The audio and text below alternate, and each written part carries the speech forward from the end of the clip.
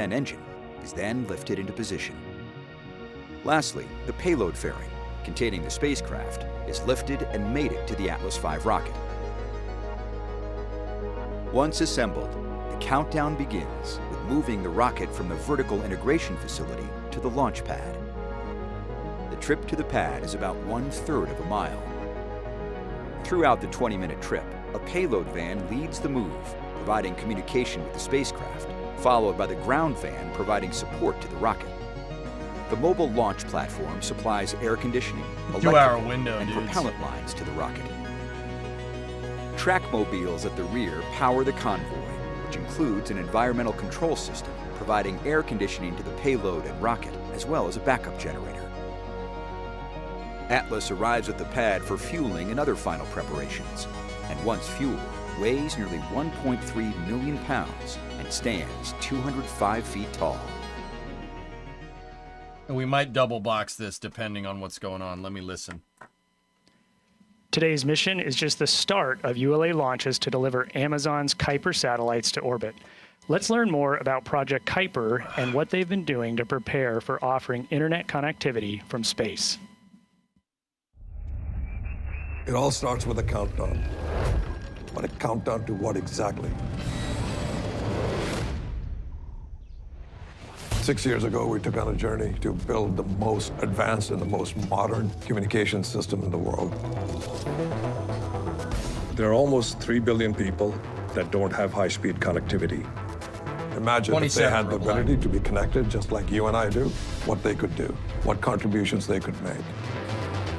This mission is ambitious for a truly worthy cause. It's going to impact communities that cannot be reached with fiber, traditional communications. The solution really has to be from space. You can think of Project Kuiper as a 3-part system: the satellite constellation, the customer terminal, and just as critically, the ground network and software that ultimately deliver connectivity. We have set out to design the most advanced satellite network ever built, and we have created the whole thing in-house at Amazon.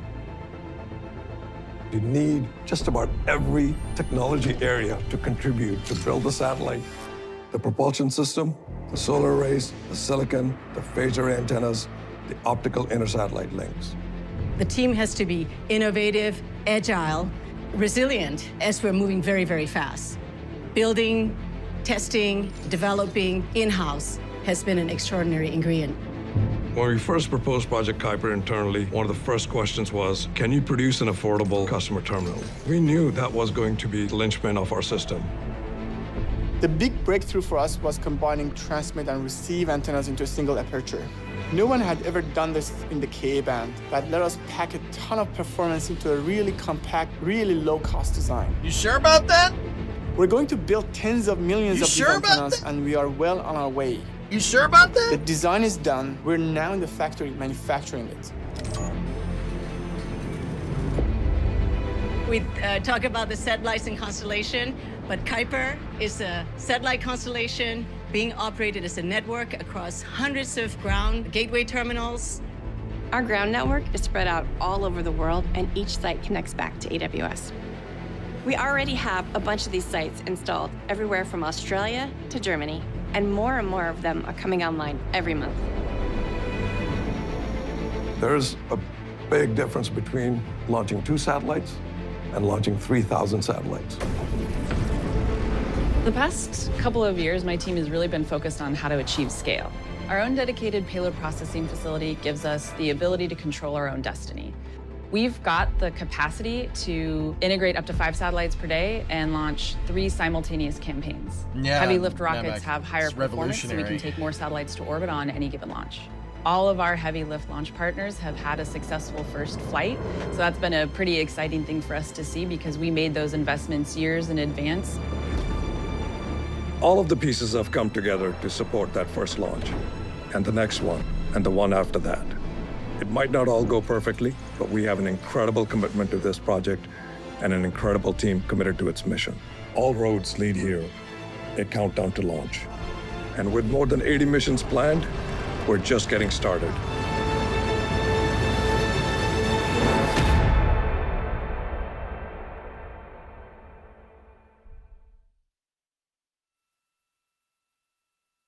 Wonder what they're looking at besides the weather. Yeah, David, I don't know.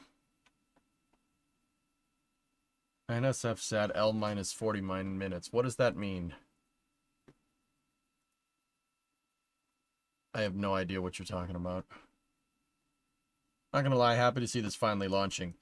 Guys, we kind of sat and had a little... Hold on. They keyed the mics.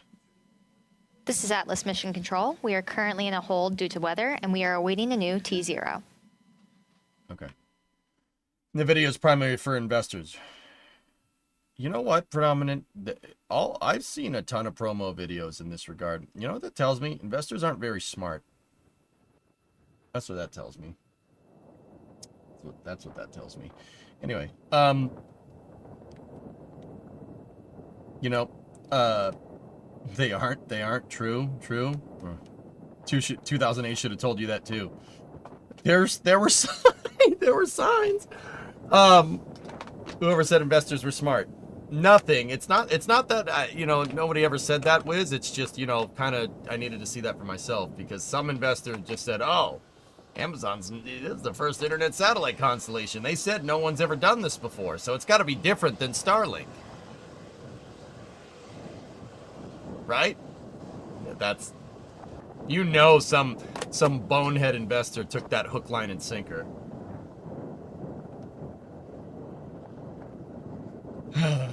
Least hot take ever posted to the internet. Yeah, you're probably right. Freaking Windows 98! Get Bill Gates in here! You said Windows 98 would be faster with quicker access to the internet. It is faster over 5. Anyway, so guys, okay, serious note. We were kind of theorizing what Project Kuiper was about the other day. Are they just gonna is Amazon just making a Starlink competitor? Are they just making a Starlink competitor? Is that what's going on here?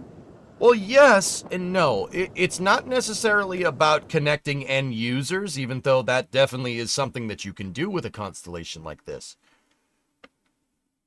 I kind of sat with Chad and we brainstormed this, you know, during a Space News the other day. What it really is down to is connecting Amazon Web Service Centers together faster.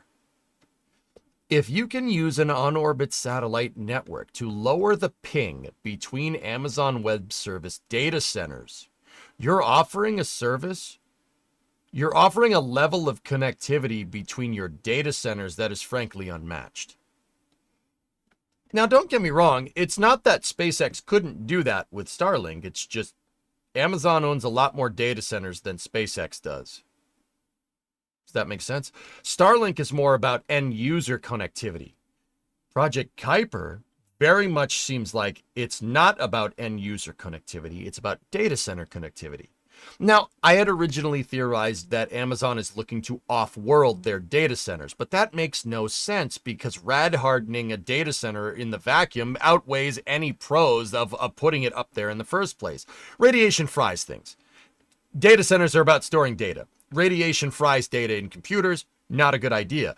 But you can beam stuff faster through the vacuum with an optical transmission system than you could using fiber optics down here. You are only limited by the speed of light up there.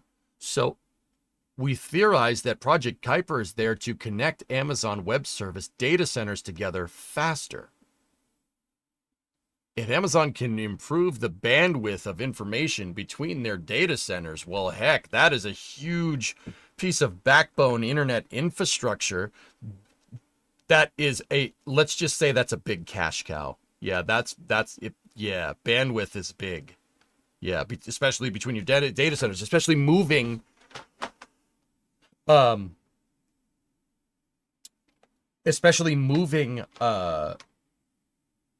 like crazy amounts of data, like around the world, for instance. That's a really, really interesting and unique capability. So it's kind of like Starlink, but it's kind of not.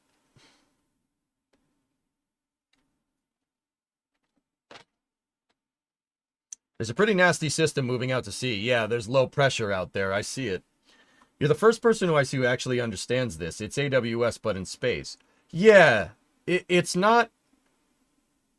It's actually pretty smart, Idmana. My one thing was like, So we had this brainstorming session, and it makes a lot of sense. That makes perfect sense. That's really smart. That's $1 billion idea all day.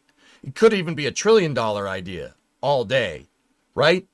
Like no one will be able to offer data services that can compete with the speeds that Amazon offers with their web services. Like they're basically gonna take a dump on Azure, which, I mean, okay. Okay. Hey, Wolfpack, what's up, man? Like Azure and Google, yeah. Like they're gonna take a huge. Thanks, guys. Yes, and currently what up, brother? we are no-go for the Cumulus Cloud rule, and we're also monitoring the winds this little at guy? the ground level as well. I would worry about here's this why we're little guy. no-go for the Cumulus Cloud rule. Notice these showers that are off the coast here. Now they're not directly over the launch pad, which is about right here, but because they're fairly tall, they could hold a charge. And actually, if they get to a certain level, the minus 20 Celsius level, it's a 10 nautical mile standoff Yeah, there you go, from the from it, launch right? pad and the flight path. So that's likely what we're dealing with here. These are pretty tall showers. So the launch weather team is monitoring this. We're watching the motion here. So notice that they are pushing to the south and maybe a little bit to the east. So The if we pad could is get right these here. to push a little bit farther to the east and get outside of that 10 nautical mile range, we could potentially clear that cumulus cloud rule. Now we're also watching some more showers that are developing farther to the north. Now again, they look like they're trying to push a little bit farther to the east, but again, the team will be monitoring these other showers that are starting to come in from the north. And then if we switch to winds, this is the other weather factor that we're monitoring here tonight. So notice the red numbers here. So that is the gusts right along these our weather towers here at the Cape and KSC. We're monitoring the wind. So notice that these two are the gusts closest one to are Slick 41. in the low to mid 30s. We're Slick seeing some 41's peaks right miles here. per hour. So again, we're going to need some of those gusts to come down in addition to the showers pushing a little bit farther away from the launch pad. So those are the two factors. It does look like it is improving marginally as we go towards the end of the window. So again, the POV currently 80% at the opening of the window, but as we push later, it does look like it improves a little bit. So that's what the team's going to be watching. Again, as I mentioned, if we can find a gap in the weather and if we could find... Jacob, these are wind gusts in miles an hour. If you want to understand what that is in kph, so that weather tower that indicated 28 miles an hour is the one that's closest to that. 28 miles an hour in kilometers an hour is 40 kph winds.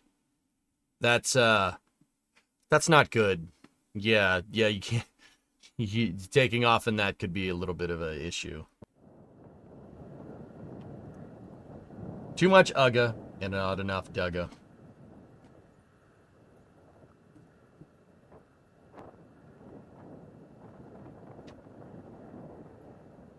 I got you on the DUGAs, dude, if you want. Like, you just got to give me the UGAs, Adam. Got to.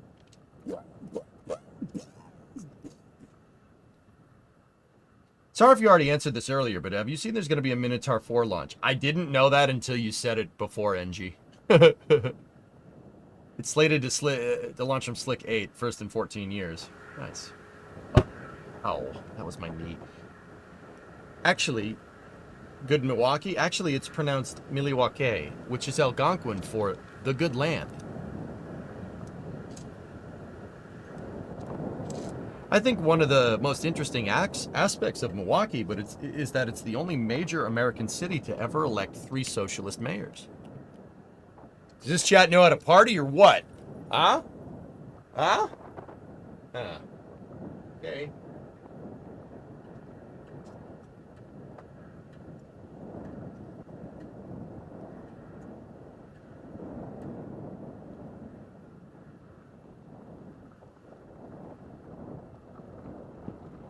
Planned hold flight, and they're waiting for the weather. The new T0 is in 40 minutes, guys. We might want to just jump back to Starliner.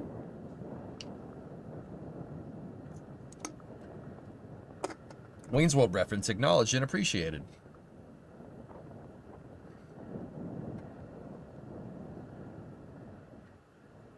Yes. And it's the choice of a new chatteration.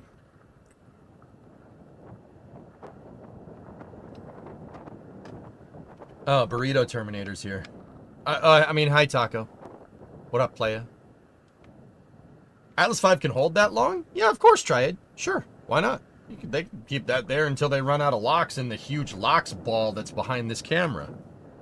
Believe me, there's a lot of locks in there.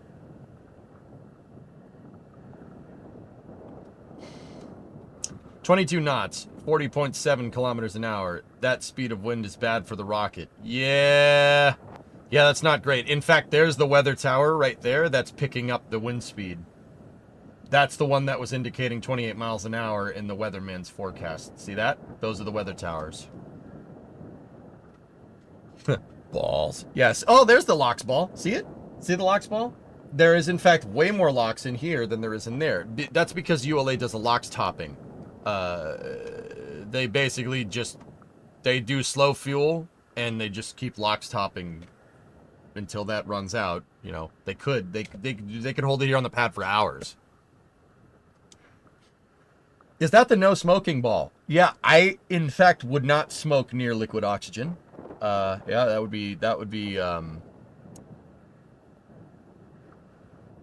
be a very suicidal thing to do. Lox makes a great topping for bagels, not for rockets. I mean, well, maybe a little bit for Okay, touche. Last, what do you want? I mean, what's up? Storms are building on the flank. Those might have a higher chance of hitting the pad. You would scrub. Yeah, not great, Bob.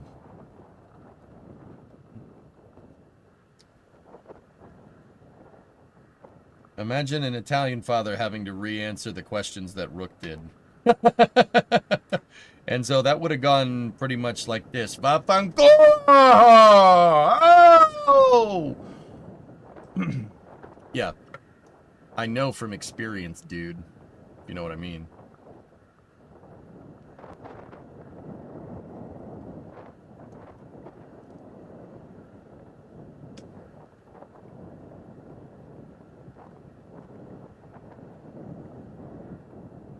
Does a scrub change the Flame Trench special tomorrow?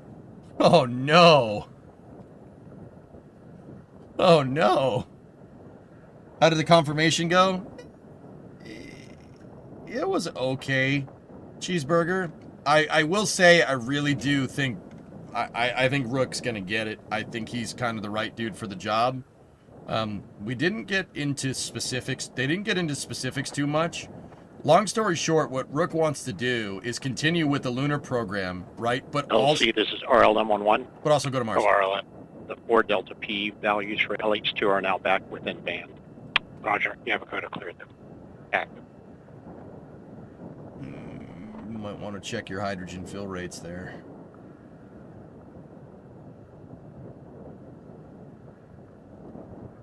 Brew, if they launch tonight, is the flight path in your view, and do they have clear skies in your area? It is, I think Project Kuiper satellites are going into a 40-degree inclined orbit at 600 kilometer apogee. So it will launch up the east coast. It would be too low on the horizon, I think, for me to see Brew up in Massachusetts.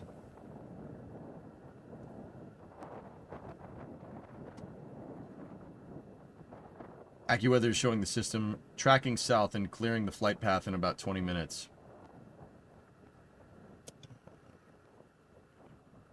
I assume these are a test batch. No, Bill, the test batch launched last year. There were prototype satellites there.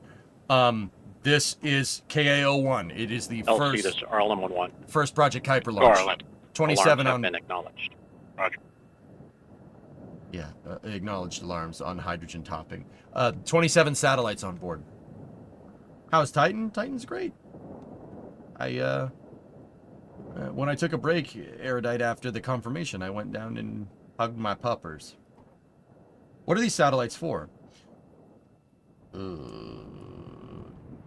That's not great, Bob. Amazon wants to try and do an internet satellite constellation, Oprah, but it's not like Starlink in that Amazon is not using it for end user connectivity, even though you can, and they're certainly advertising that they can. They're using it to better connect their data centers, because a connection through space, right? requires way less maintenance than connection through a fiber optic line at the bottom of the ocean, right? It's easier to maintain the connections up there, and it could potentially be faster. So they're using the Amazon wants to do an internet satellite constellation to basically open up, get higher bandwidth between their data centers around the world. Isn't it getting a little crowded up there with all these mesh satellite networks? You'd be surprised how big space actually is. It's something to take into account, but it's not too incredibly bad. Goalie, yeah, that's windy.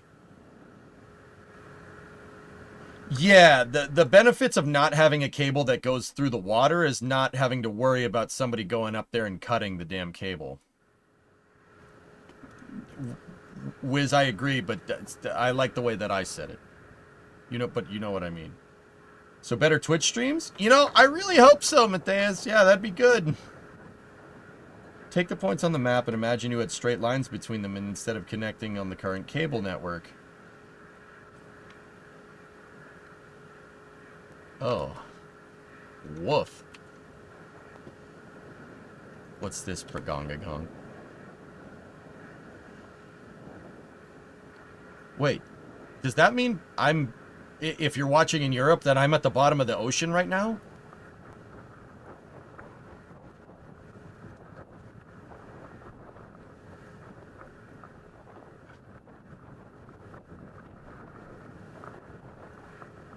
Always were. I'm at the bottom. Dude, I'm in the Marianas Trench right now. Bro, that's not something that you can say. This doesn't look good, Banter.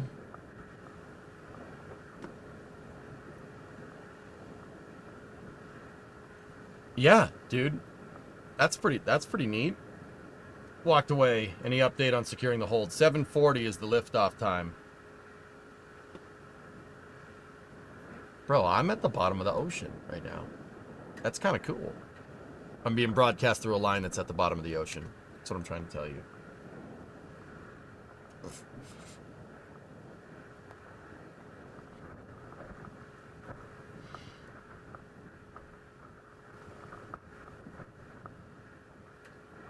Look at that one. Jeez.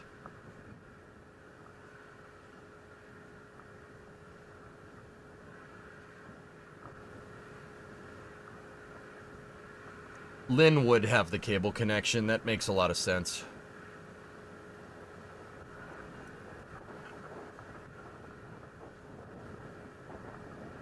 Lynn is connected through Ametite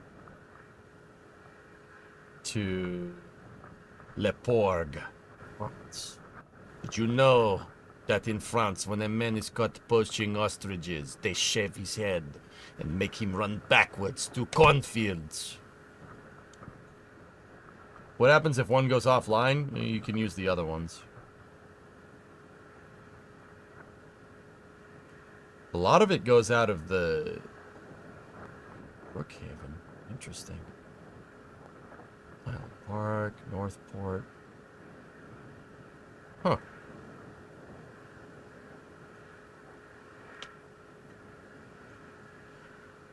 Huh. They pull up the lines and fix them. They get damaged sometimes. Yeah, that makes sense. That's pretty neat. How neat is that? I'm on the green line? Ah, crap. I don't want to be on the green line. That thing sucks. Green line takes like the A, B, C, D, and E branches and all combines them into one at Leechmere. That's stupid. If you know what I'm talking about, you know what I'm talking about. It's dumb.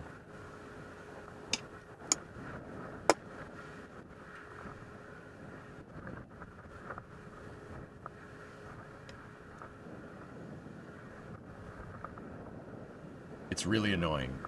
And it causes traffic in the subway. LT Field 2. Oh. Go ahead, Field 2. First step 660. Centaur LH2 is at 99.8% at 2310 Zulu. It looks like the Centaur tank got a little low on fuel. They're retopping now. That's what they're talking about.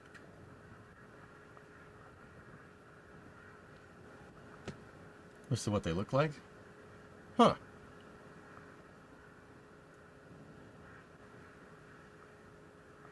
Oh yeah, we see the sun peeking through a little bit.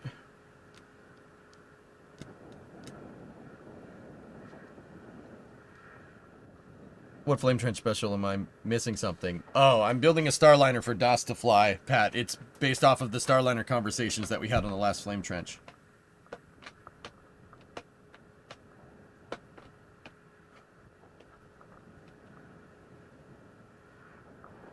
Dude, that's actually super cool. So, like, if they need a new data cable, they just have a boat with, I'd assume, like a big spool on the back, and they just sail across the ocean and just lay the wire down, right? Like, that's...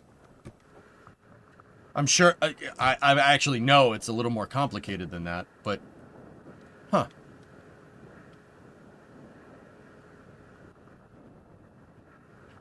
And... dude's like, when it gets near the shore, I mean, I'm picturing in my mind a cable just coming up out of the beach, right? Like, that just comes up off the beach and then just connects into some, like, data center on the coast, right?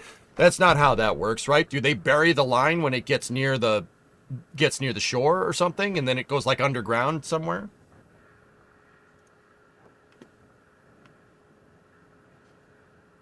Really hokey.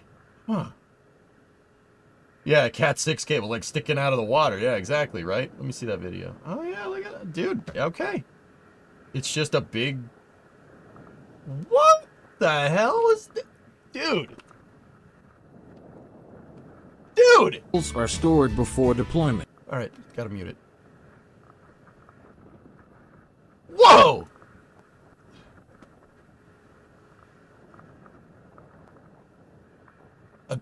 Okay. Yeah, that's what it does, dude. It's just a big pulley on the back and send it. All right, that's super cool, actually. Oh, that's really neat. Can't wait for Das to eat the humble cheesecake. Yeah. Underwater drone trenches and it buries it underwater. Interesting, dude. That's so cool. Dude, I love stuff like this. Like, the infrastructure that holds our civilization together is the stuff that makes me so happy. That's so cool.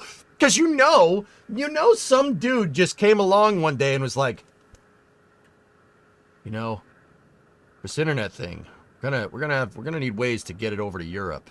How do we do that? Well, why not just lay a cable? What? Just lay a cable across the line. We did it with phone lines, whatever.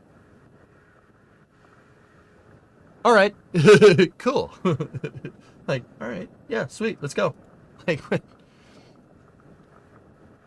there you go.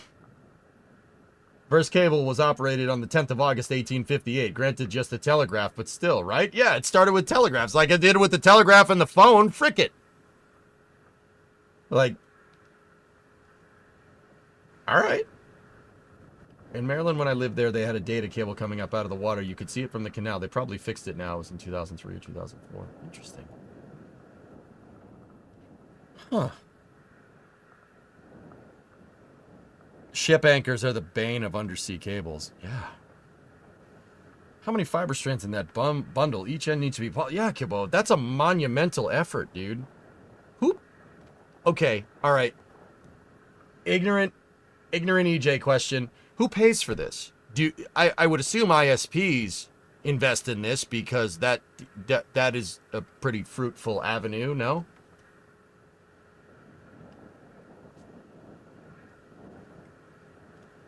They did that in World War... Fuel 2. Oh, hold up. Go Fuel 2. First Step 700, Centaur LH2 has been above 99.8% for 5 minutes. Roger. Good. They had some PNA2, LC. weird stuff with the Go ahead, hydrogen Pete. tank on the Go Centaur. ahead, LC. Perform Centaur LH2 SUV cycle test. Roger. Telecom and governments, yeah. Google owns a lot of the cable now. Oh. Watching your coverage of Rook's hearing, love launches, but pardon me, I'm in the middle of an intellectual. See you later. All right. Okay, have fun with that. Interesting, dude. You know, you wonder, like, how companies like Google, like, how the heck do they make all the freaking money that they make? Well, dude, if you own... Can you imagine how much money you make if you own a cable that goes across the Atlantic? That... And the reason why we're even talking about this in the first place is because can you imagine if you own a satellite network and don't have to worry about managing all your stupid cables in the ocean and you could just beam data anywhere anywhere in the world at any time? There's a reason why Amazon is investing in this. That's am I using this term correctly, fellas? Project Kuiper will establish an insane amount of backbone connectivity, right? Like, is that the right way to say that? I don't know this stuff too well. I probably should, but considering I stream on the internet, but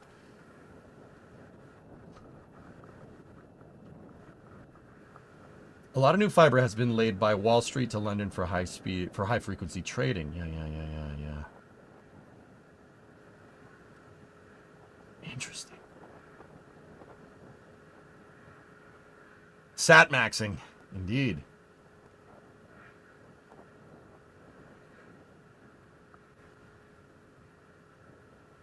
You could get Prime literally anywhere in the world. During World War II, Allied forces utilized Operation Pluto, a pipeline under the ocean, to transport fuel across the English Channel from England to France. This ingenious engineering feat involved laying pipelines on the seabed to ensure reliable fuel supply for the troops. LCP2. No crap, Crowman. That's PNA2. cool. Centaur Cryo SEV cycle test is complete. Okay. Roger. OSLC. This is what? Perform data transfer I to got a backup Hokie. CCLS. I mean, guys, the crazy thing about that is that pipeline across the channels is 22 miles. We're talking 3,000 miles of data cable across the Atlantic. That's bananas to me. Dude, that's so freaking cool. I love learning about this stuff. That's badass, man. You mean to tell me we have a cable in Lynn that literally ends in freaking France? That's cool, dude. Like, I'm sorry. Like, frick me. That's really neat. You know, this, don't get me wrong, the satellite's a better idea, but that's still pretty freaking cool. Like, they're even longer in the Pacific. Yeah, I bet, man. That's cool, dude. I dig it. I think that's really neat. That business, that's your field of work. Dude, that's cool. Like, how could you not? That's cool, man. There are 2 cables that go to France that start in Virginia Beach. Yeah. Pyro, you always forget to resub. Hey, don't worry about it. It's all good, brother. Civnet, 27-month resub, and there we love you. Yeah, thanks, man. This kind of stuff just blows my mind. And I had dude, my job's on the internet. I had no idea. I ain't afraid to admit that I didn't know that. That's freaking, I mean, I knew there were cables. It's just, I didn't know there were that many. Discovery, go at throttle up. Pyro, 19-month resub. Thanks, man. Dude, that's freaking wild. Dude, you know what, man? Like, I get it. There's a lot of stuff to be, like, worried about, man. But, man, the future's pretty freaking cool. From a technology standpoint, it's pretty freaking cool. That's pretty cool, man. It's pretty neat, man. You know, that part is cool. We should just keep doing that. We should keep doing that. That's a good idea. How neat is that? Oh, minus 20 minutes. Okay. That's pretty neat. It looks like the sky's clearing up, dudes. LC, LOX 1. Go, LOX 1. Atlas LO2 remains at flight level. Roger. LC, LOX 2. Go. I said parts. Centaur LO2 not at flight all level. of it. Roger. LC Fuel 2. Go, Fuel 2. Centaur LH2 at flight level. Roger. Good.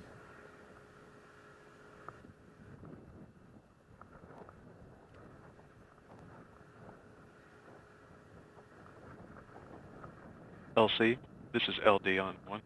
Go, LD.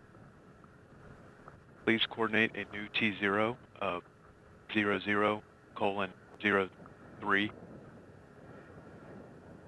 Roger. 0003. Okay. Thank you. ALC. New T0 is 8:03 p.m. Please set the clock for a new T0 0003.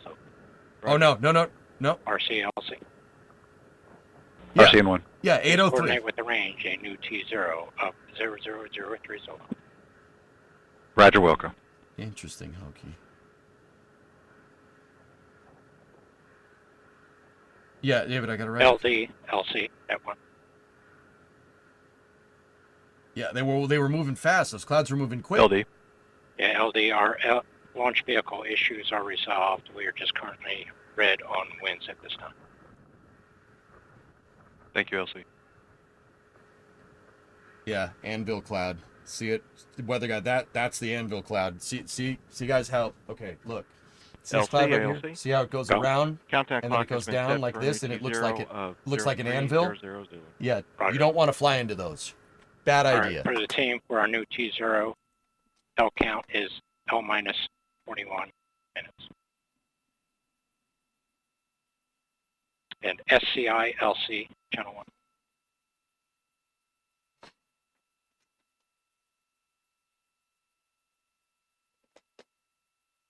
Yeah, they figured out. This is SC on 1, filling in for SCI. Okay, yeah, just want to make sure where the T0 change. Yep, they copied that. Roger.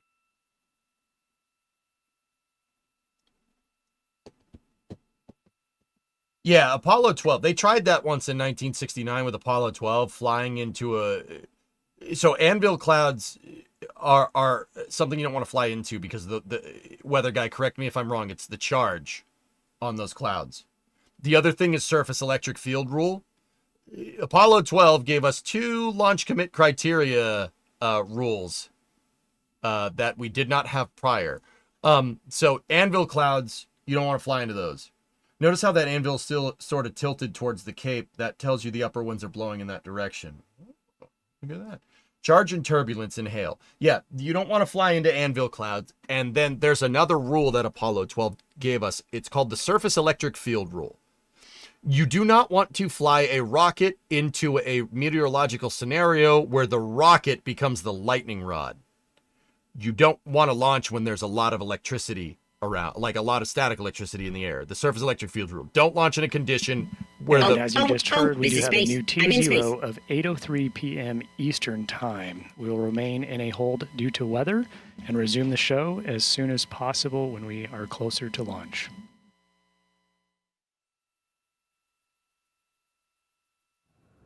The Ametite cable completed in 2022 connects Massachusetts to France and the UK. That's the cable I was just looking at, Chickenhead. That's crazy.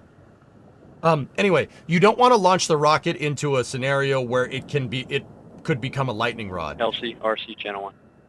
Go RC. The range has approved our new T0 of 00:03 Zulu. Okay. Roger. The Massachusetts cable could be up to 400 terabits per second using terabytes per second. Terabytes per. I always get that wrong. Using newer technologies like space division multiplexing. Yeah, I understood some of those words. But, okay.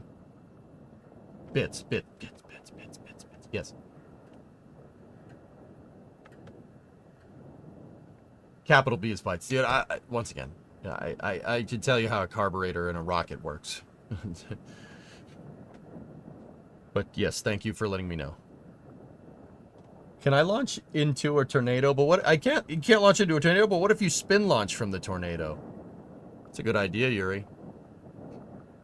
Tornado assisted spin launch. I mean, you know.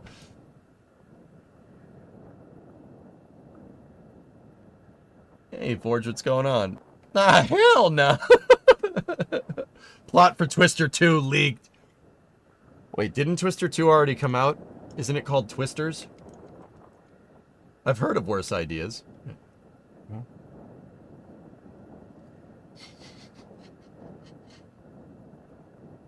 There are 8 bits in a byte.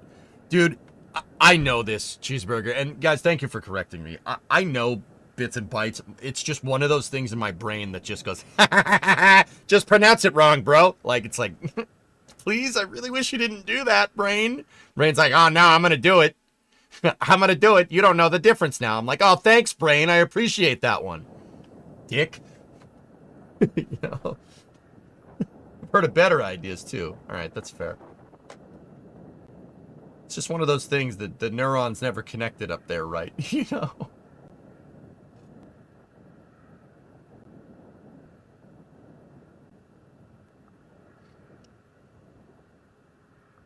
There There are 10 kinds of people in this world. Those who understand binary and those who don't. I understood that one.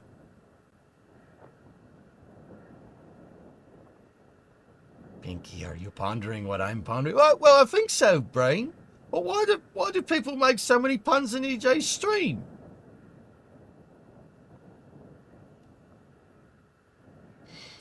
Most people don't have to know any of this, honestly. Most kids coming into my field don't even know this stuff. Well, that's dumb, Fire Fistus. This is literally stuff that your daily life depends on. Like a highway. Or a car. Or a train. It's like, that's kind of important. You should probably know how this works. That whole civilization thing is kind of cool, and I don't want to lose that. Like, frick me, right? Like, okay.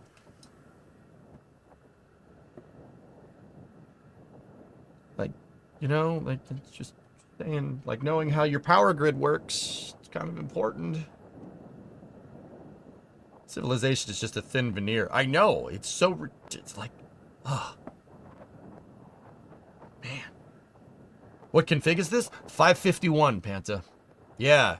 27 Kuiper satellites on board. You need a big rocket to move those. Kuipers are a little bigger than Starlinks. Screw you. You have nothing and you buy everything new. Yep. Oh, I hate that, Simon. Throwaway society. You know, you want to, people that want to save the planet talk about like, oh, let's save the planet, reduce the carbon emissions. You know how you reduce carbon emissions? You keep using your car or TV or whatever and you don't throw it away. Fix it. Just putting it out there. No one wants to do that, though. Like, me, on the other hand, freaking my daily drivers from 1997. Whoops. How many satellites? 27 on board, Triade. We have three stacks of 9.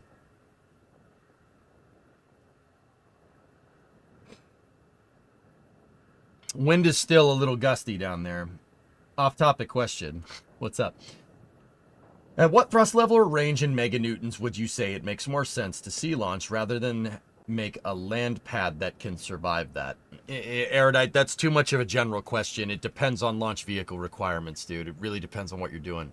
Speaking of launch vehicle requirements, on Starbase Live, there's launch pad parts being delivered to Pad B, and it looks like a very, very, very, very, very big piece of the pad deluge system. Look at the size of that freaking pipe, dude. Whoa, that's a freaking monster. Dude, that's a water pipe all day. Oh, man, that thing was big. Whoa. Also, Ship 35? Ship 35? Ship 35? Ship 35? You say that SpaceX is laying pipe, am I right? I can't believe NSF still employs me. Anyway, the big tube. No space. No, but they are. Back in Roman times, Dad, I don't need to know how any of this indoor plumbing works. Whatever. How's the Mustang? The Mustang is fine, Flecken. It's running fine. It needs to be aligned, but I put it needed lower ball joints, dude, a little while back, and this is something that I did do off stream. It needed lower ball joints, and the front control arms on the Mustang were just a little too crusty for my taste. They had, 70,000 miles on them at the time. So I bought GT500 lower front control arms and put that in the Mustang instead. It replaced the ball joints, but, GT500 lower control arms in the Mustang. Hey, it adds 10 horsepower, okay?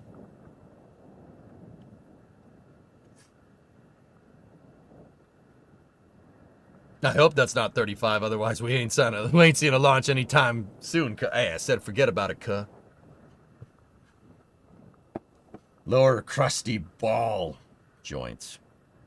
Crusty jugular. Crusty jugulars. Appalling. Annoying. Does the rocket keep venting while flying? Civola, yes. No. But yes, but no. So the vents do close when the tank's pressed for flight. So if there's any residual in the pipe, it looks like it's venting, right? But it's not. It's just the residual gaseous oxygen in the vent pipes. Now, you could say that the big fiery thing that comes out of the bottom of the engines in gaseous form is venting, but it's not. I mean, one could make that argument, and that's, yeah, the tanks close. The tanks close, and ullage will take over your tank ullage takes over for tank pressurization controls. And no matter what your actuation is with your tank ullage, it could be helium tanks, it could be helium CFPVs, it could be autogenous pressurization like on the space shuttle, SLS, or Starship. But or Falcon 9 uses helium tanks. So they close the vents, right? The residual leaks out like right at liftoff. So that's why it looks like the vents are still going. It's just residual GOX, gaseous oxygen. And so the tank's pressed for flight. So the vents are closed up there, and tank ullage takes over. The reason why they have the vents open right now is because Atlas is in what's called a topping mode. So the ULA is in a planned hold. They're T-minus 4 minutes. Their T0 time is about 30 minutes away. So the rocket is fully fueled, right? But your propellants are boiling. You have liquid hydrogen and liquid oxygen on this. In the first stage, you have RP1 and liquid oxygen. RP1 is diesel fuel, basically. It's jet fuel. Like, it's a highly refined version of jet fuel, but you could just say it's jet fuel. People will know what you mean. So you have jet fuel here, and then you have liquid oxygen in the top of the CCB right there. And then the Centaur that's in the second stage for this rocket is liquid hydrogen and liquid oxygen, right? Out of those four, three of them, well, two of them are cryogenic, but three of those tanks are fully cryogenic. So you have your RP1 tank down here. See how the RP1 tank doesn't have any ice on it? Because it's diesel fuel. It doesn't need to be cold. Liquid oxygen and liquid hydrogen, however, have to be extremely cold in order for those things that we usually find in gaseous forms around like on this planet. They have to be extremely cold and at pressure to exist as a liquid. The problem is that a byproduct of, making them really, really cold and putting them at pressure is that they boil. Because of the phases of oxygen and hydrogen, they boil. The propellants are boiling. Like if you have a pot of water at 1 bar, right? The temperature, the boiling point is 212 degrees Fahrenheit or 100 C, right?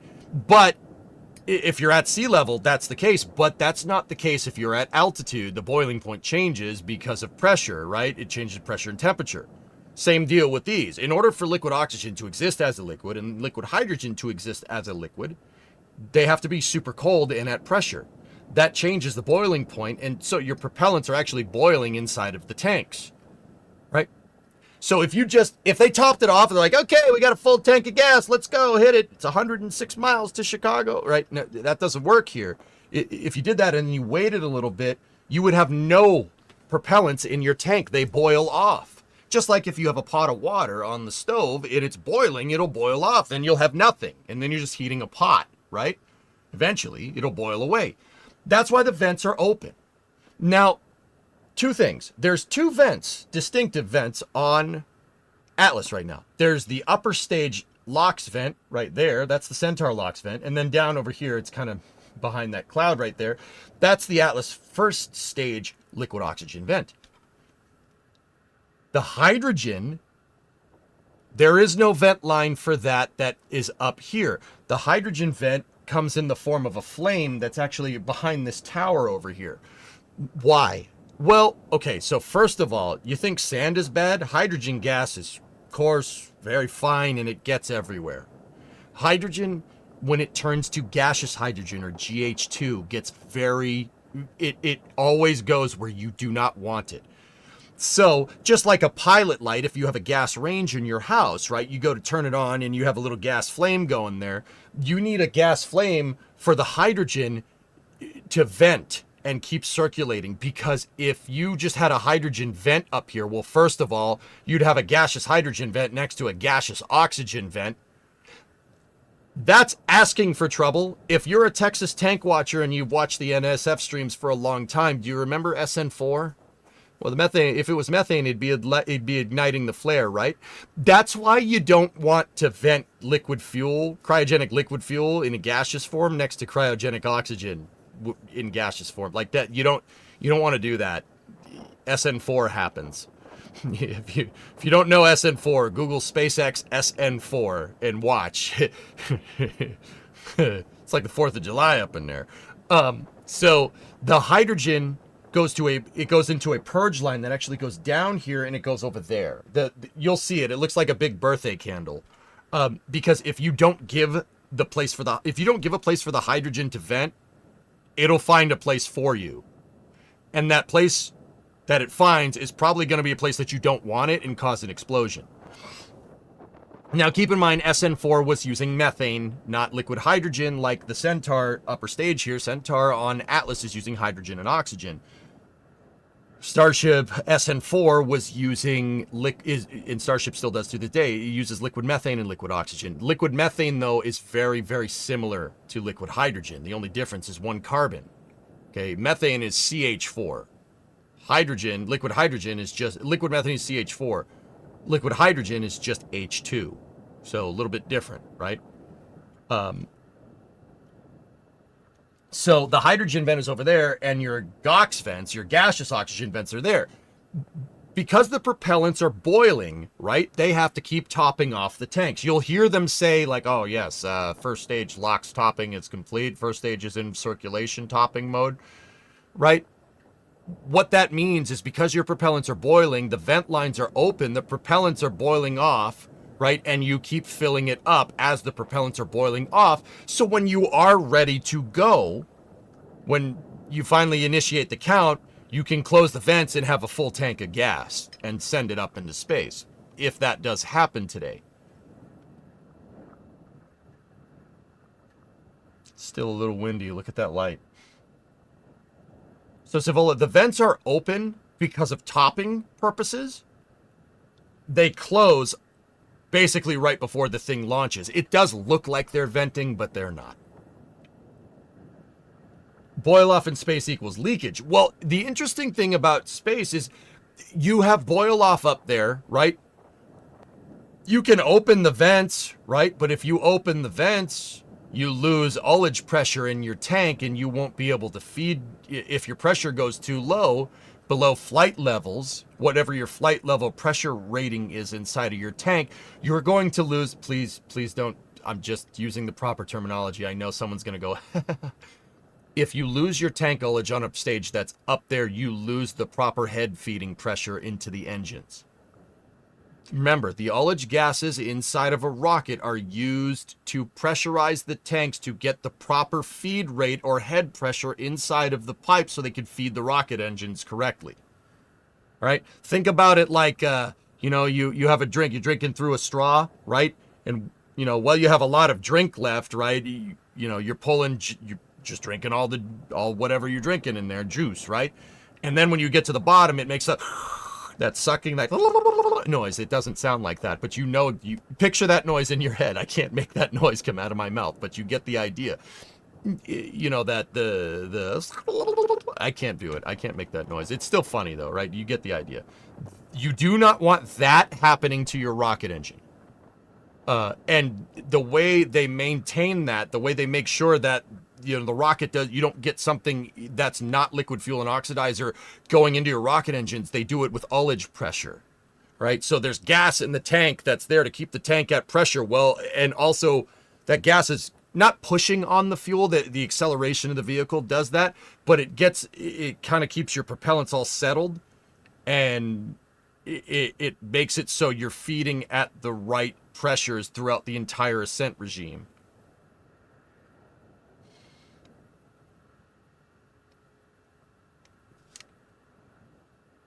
What's that phenomenon?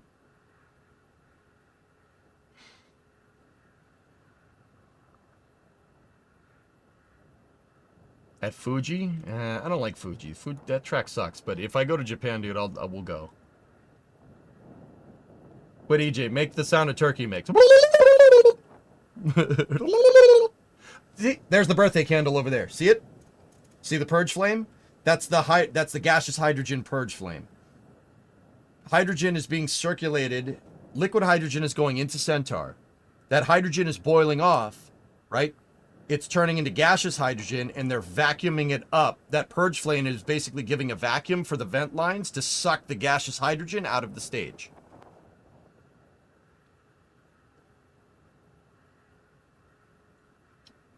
Still not as good as the warning sound. Oh no!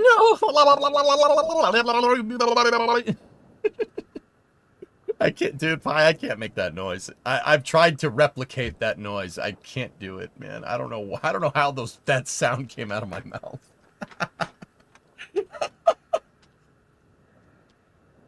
Fuji is a good track. That dumb chicane on the back half of the track ruins it. Agreed. What is the fire on the left? Really?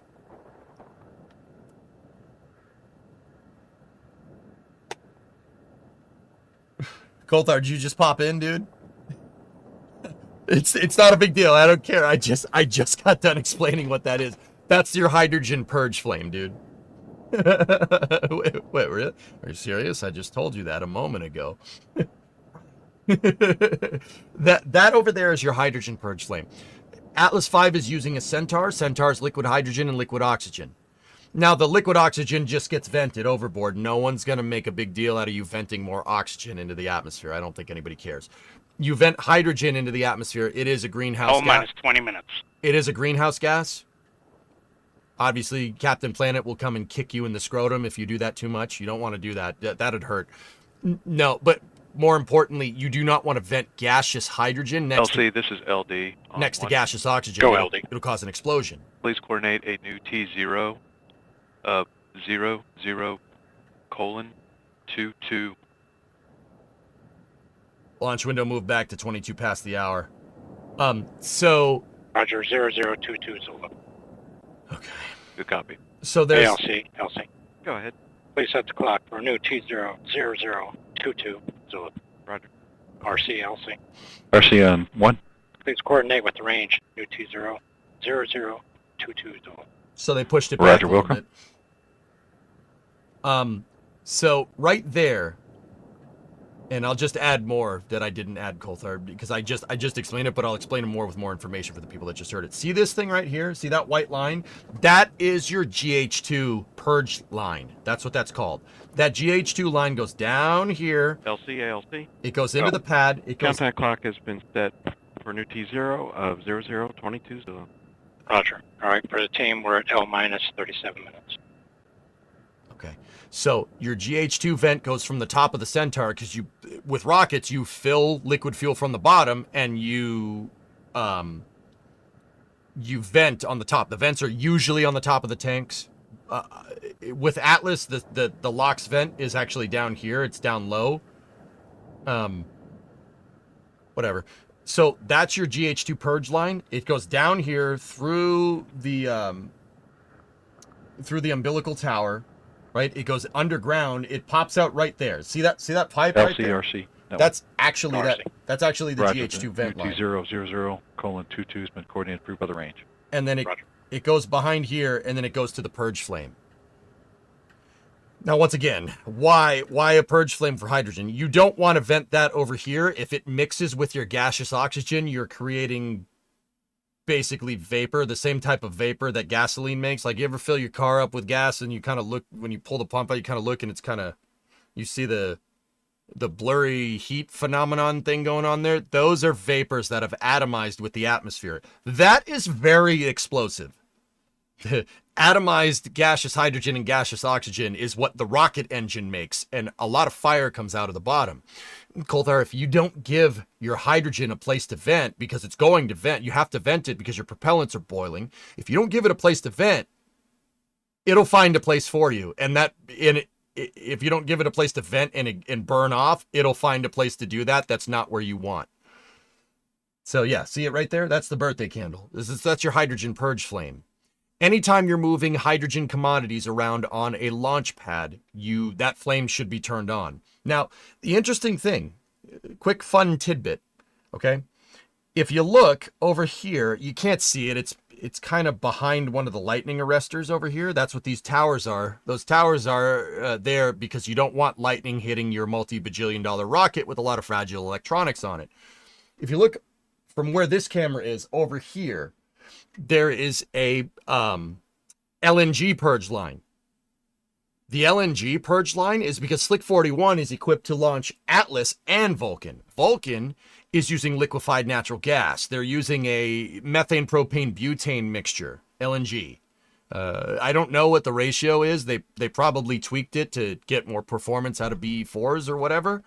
But Slick 41 is actually equipped to load methane. Well, methane, it's LNG, and the purge flame for it is over there. But note, Atlas 5 doesn't use that, so that purge flame actually isn't on. You can't see it in this picture. But yeah, Coulthard, great explanation. Thanks. I got you, man. I got you. This is what I do. Well, I like propane, boy. I tell you what, the dang old propane is going to be damn good there, boy. I tell you what. That kind of sounded like the saying I have sometimes used in solids. If you undersize your throat, a new one will be assigned to you. Yeah.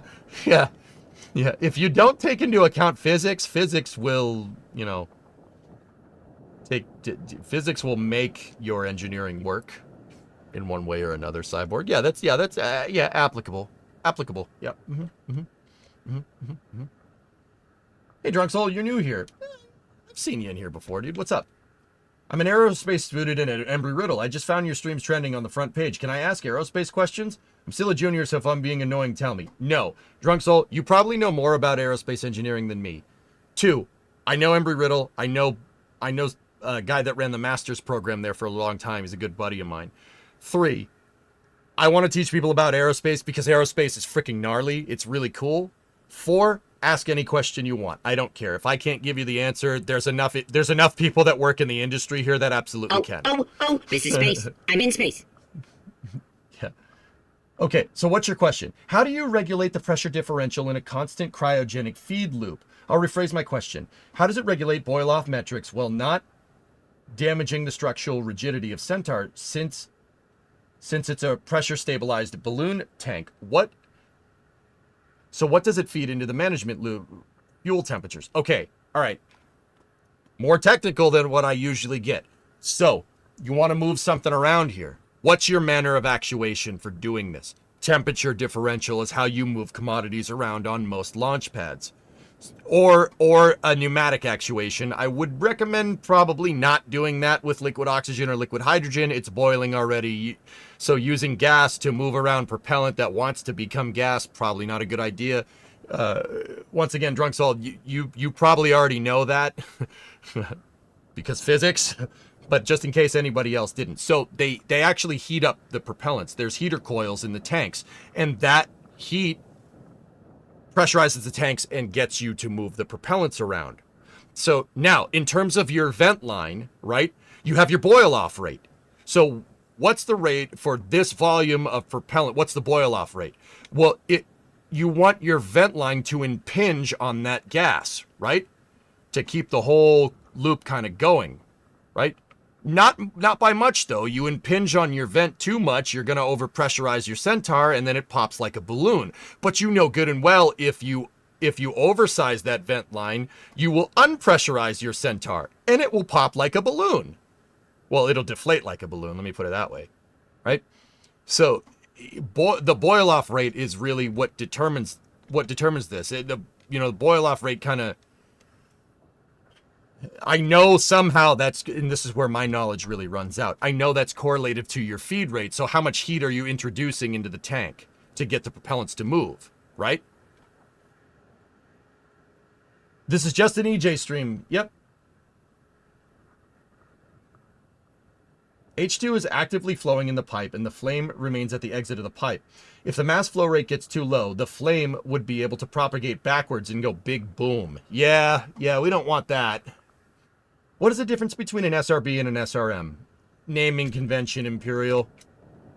It's like how different car manufacturers all have the same name for like a transmission or a motor, right? Like Ford makes a V8, Chevy makes a V8. They're both V8s, but Chevy's V8 is an LT4 and Ford's V8 is a Coyote engine, right? But they're both V8s. That's the difference. It's just the name. Some people name it differently for different rockets. That's all. This is why I love it here. I learn something new every day. I got you, man. That's what I do. Is this the most SRBs that Atlas V can have? Yes, correct. Pepsi or Coke? Yeah, there you go. Down tuber. The down tuber is one of the things restricting 6 SRBs from being on Atlas. Aren't SRMs used for rocket motors, for staging, and SRBs for propulsion? See, Kraken, I believe that's what the book teaches you. But I find that they just have interchangeable names. Like, okay, take Delta IV, the space shuttle or SLS, the firing igniters, right? To purge off GH2 during startup of a cryogenic engine, right? Like the sparklers that happen with SLS, the space shuttle, and Delta IV. They call those ROFIs, but they aren't ROFIs. The ROFI is the igniter for an RS-68. But they call the sparklers ROFIs. Everybody calls them that.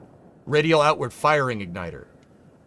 Because RS-68s use a torch igniter to get the engine to start. Just like a jet engine would use like an electric igniter, like a spark igniter. Or, if you don't know what that means, if you've ever used a propane grill and you turn it on, you hear the that's an igniter too. Everybody calls them radial outward firing igniters, the sparkers, the GH2 purge off sparklers, but they're not. But everybody calls them that. But they're technically not, but everybody calls them that. T0 is 22 past, Graham. I have listened to the question, but I've been taught that you want a higher flow rate of pressure into the lock systems to account for condensation of the pressurized gas. Yeah, your flow in to this is going to be a little bit less than the flow out. I mean, obviously you're going through a phase change, right? Like that's a big deal, right? But if it was me, I'd slightly impinge the line a little bit, just a little bit, because you've got to keep the tank at a pressure. Welcome back. We're joining you from ULA's Advanced Spaceflight Operations Center here at Cape Canaveral Space Force Station in Florida. Yo, what up, Britt? We're continuing to work to our new T0 of 8:22 p.m. Eastern Time. Yeah, and there are a lot of things that go into planning a new T0. Vehicle readiness, waiting for weather like we are right now. Launch vehicle looks good. One of the other things that we always look at is collision avoidance, or as we abbreviate it, COLAs. And in this case, you might wonder, how do we end up with an 8:22 p.m. or before that it was an 8:03 p.m. And that's really because we're always planning to make sure that when we launch, there's nothing else in the area as we get up on orbit, that we're not having any sort of chance of coming even close to anything else on orbit. So we always time our launches to make sure that we're launching at a time where we don't have any issues with a collision in space. And so that's really why we ended up with an 8:22 p.m. T0 for Interesting. Tonight. That's great. It's like we're organizing a great space dance between intergalactic traffic and making sure that everybody's in the right place at the right time. So we're lucky that we have our launch coordinators on top of that, and we're working towards the new T0 of 8:22 Eastern Time. Well, that's ironic. So as we remain in this hold due to weather, as we mentioned, let's check back in with Launch Weather Officer Brian Sizek. The Thanks, proliferated guys. Leo launch We is worried haven't about seen the collision weather trend avoidance as during ascent. favorably as we were hoping. So That's a let's little take a live ironic. look at radar right now. You can see there's this stubborn convergent band of showers that's remaining just inside our 10 nautical mile ring from the launch pad, which is about right here. And so some of these clouds are getting above the minus 20 Celsius Thanks, Fire. altitude, which is over 20,000 feet. up, And Wooly? because of that, they have to be outside of the 10 nautical mile ring from the launch pad. So you can see we were hoping they'd push a little bit further to the east, but they've almost trended a little bit further to the west, closer to the pad. So that's why we haven't been able to clear this cumulus cloud rule. Again, those clouds could have electrification that could potentially trigger a lightning strike. So that's why this rule exists, to prevent a rocket-triggered lightning strike. And we're also monitoring the winds as well, so it's the cumulus cloud rule and elevated winds. So you can see we are maybe seeing a little bit of a drop down in some of these wind speeds. We are still seeing a few gusts in the low 30s, but a lot now getting into the 20s. So maybe trending down a little bit in the winds, but we're going to need that trend to continue. So we're still watching those showers just off the coast, and we need these winds to come down as well. So guys, we'll be watching, and again, if we can get the weather to clear, the launch weather team will find that opportunity and call the go call. Back to you. Thanks, Brian. Hey, Jetty Park. Here we've got a live shot of Jetty Beach. So we have a lot of beachgoers out there sitting on the sands and taking their time to hopefully view a launch later this evening. Yeah, and even though we would have loved to launch at the opening of the window, as the sun goes down, it does make for some really spectacular launches, especially with those 5 SRBs. Yeah, we watched NG20. If we launch tonight, these folks are going to think the sun is coming up. It's going to be so bright. Definitely. Well, now we're taking a live look at the mighty Atlas V on the pad. It's really crazy to think about that all 27 Kuiper satellites are tucked in nicely into that PLF. It is, and it's not just any PLF. It's the largest one we fly today. It's 77 feet tall. Like you said, all 27 Kuipers in there. And then again, with the 5 SRBs, this really is the largest Atlas configuration that we currently have in our fleet today. And so it's going to be really rocking when we launch. It's going to shake the whole building as it flies, as it lifts off. Definitely. We're all maxed out on SRBs. You can have a configuration change of either 1 to 5. And each of these SRBs are adding 375,000 pounds of thrust. So when you combine that with the main engine, you get almost 2.7 million pounds at liftoff.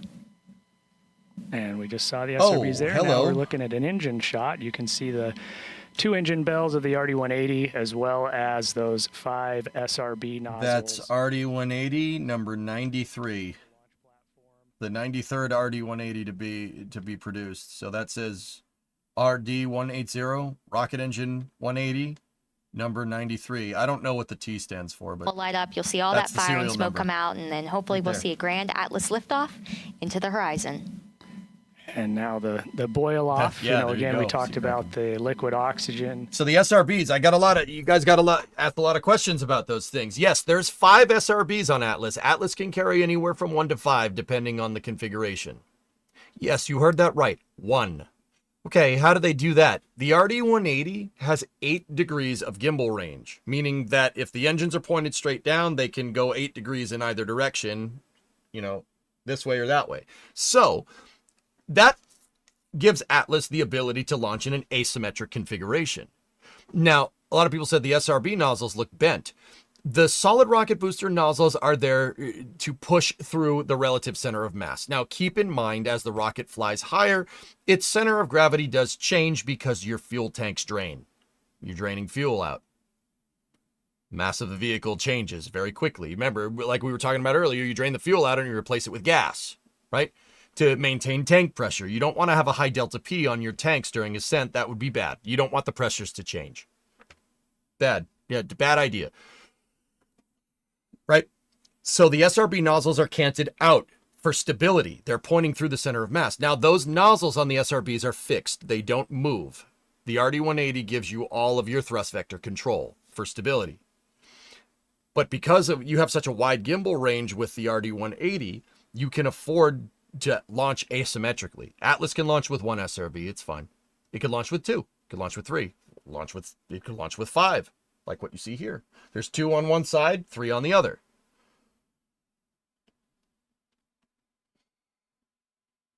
T0 839. And just you're getting to the upper limits of the window here. So we do have window remaining. The ASOC is where they storm Sea Kraken. It's at the bottom of the ITL due to the weather delay. Looking at a live look at the Launch Control Center here in Cape Canaveral.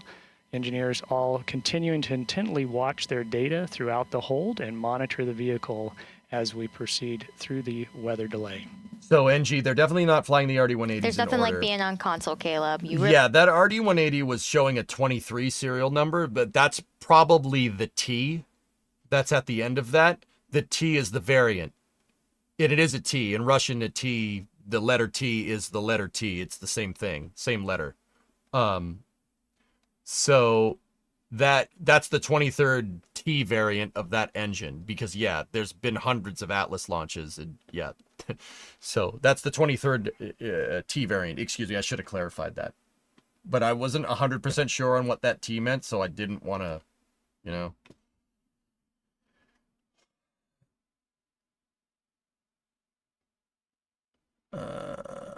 Don't spill the tea. No, you could put the tea in bodies of water. I'm cool with that. You feel the whole building shake. What's my favorite variant of Atlas? The one with the most engines, obviously. This one. Actually, technically, this isn't the version of Atlas with the most engines. An Atlas 552 would be the one that has the most engines.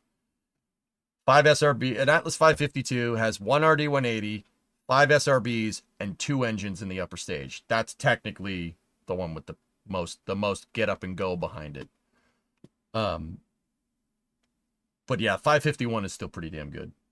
What time is the launch? They just moved it to 39 past the hour, Booty. Have they ever showed the packing design for the SRB on the Atlas? No. Engineering Support Center here in the ASOC. Is Atlas pre-Apollo? This is the Atlas 5, so it's the 5th variant of Atlas. There was no Atlas 4 for some reason. Hydrogen purge flame is a lot easier to see now. The Atlas in different variants has been flying basically since the late 50s. Yeah. Although this rocket does not share a lot of commonality with those original Atlas rockets from back in the day. So, RC. The range has approved our new T0 at 0. Okay, range approved T0, 39 past. Talking about this flight configuration, do you have an idea how does GNC integrate real-time IMUs? They already calculated the trajectory, so it corrects for perturbations, and in this case, the configuration, aerodynamic asymmetries, thrust misalignment.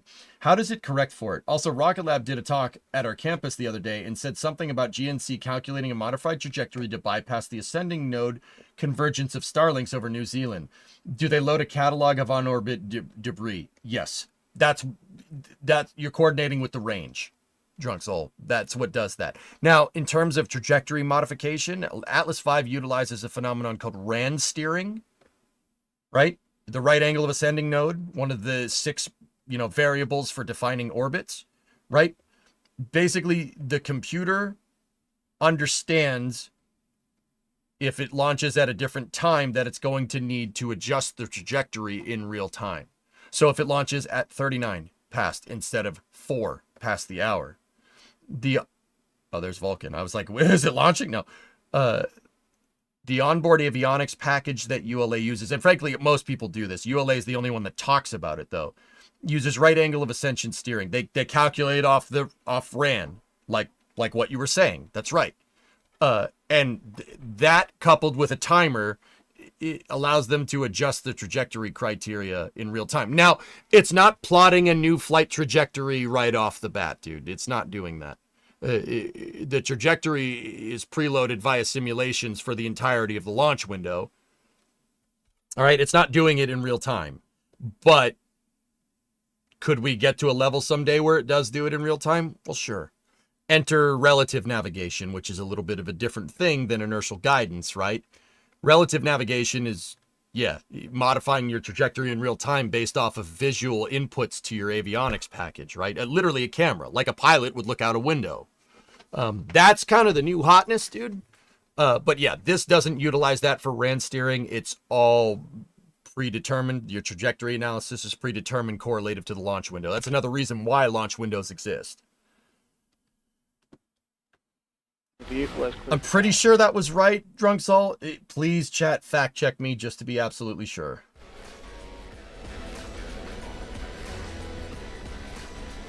There's an Atlas D silo in Kansas that's up for sale, with one of the outbuildings renovated into a pretty nice house. 1960s decker, only $750K. Out of my price range, unfortunately. Separation of both SRBs. We have Vulcan Center separation. It's not pointy enough. Isn't it not pointy enough, Vazi, the dictator, and not Borat?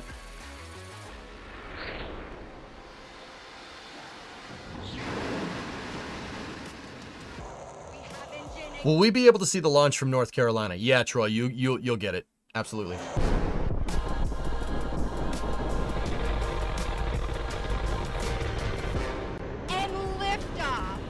What are you talking about? Drunks will ask me a question about RAN steering and trajectory optimization throughout the launch window. Vehicles clear the tower, and both SRBs are at max thrust. Oh, both SRBs are at max thrust, huh? I'm observing differently. I'm kidding. Vulcan's a good rocket, dude. Yeah, little bit of an observation on the flight. That rocket motor, I mean, they're not going to show it, but that rocket motor decided, that right SRB decided it didn't want to be an SRB anymore. But yeah, Vulcan certainly packs a punch, dude. The C3 of a Vulcan rocket is pretty crazy for its size. It's not the biggest rocket around, but it packs a punch for its size. Once again, that would mean it has very high characteristic energy for a rocket of its size, meaning it's smaller, but it can go further. It could go just as far as a bigger rocket. For instance, a Vulcan VC6, Vulcan Centaur VC6, which is ULA's newer version of this thing, right? That's their new rocket. They were just showing it. VC6 can move as much payload as a Delta IV Heavy, an arguably much bigger rocket, right? VC6 has more characteristic energy than Delta IV Heavy, which is crazy to me. That little tiny rocket certainly packs a punch, dude. What is the launch angle of this launch? They're aiming for a 40-degree inclination as far as I can tell, Trey, so it's going to launch northeast. Probably a flight azimuth 45 to 55, somewhere. No, actually 35 to 45, if I'm understanding that correctly.